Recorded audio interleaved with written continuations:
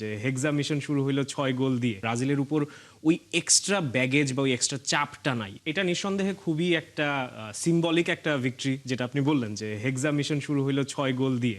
এবং আমি as a Brazil fan এইবার ওয়ার্ল্ড কাপটাতে খুব স্বাচ্ছন্দ্যে যাচ্ছি, কোনো চাপ ছাড়া যাচ্ছি। একটা এক্সাম্পল যদি আমি দেই, যে হান্সি ফ্লিক যখন বার্সেলোনাতে আসে, প্রথম সিজনটাতে যখন চ্যাম্পিয়ন্স লিগের মিশন আমরা শুরু করি, তখন কিন্তু ওইরকম কোনো এক্সপেকটেশন ছিল না যে এবার আমাদের চ্যাম্পিয়ন্স লিগ জিততেই হবে, বা প্র্যাকটিক্যালি কোনো বার্সা ফ্যানও হয়তো ওইরকমভাবে আশা করতেছিল না।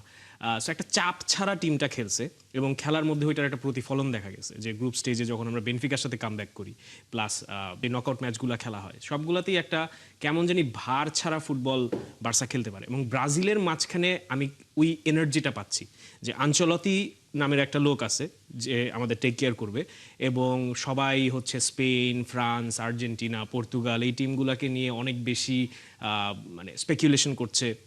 Clearly their favourites on paper.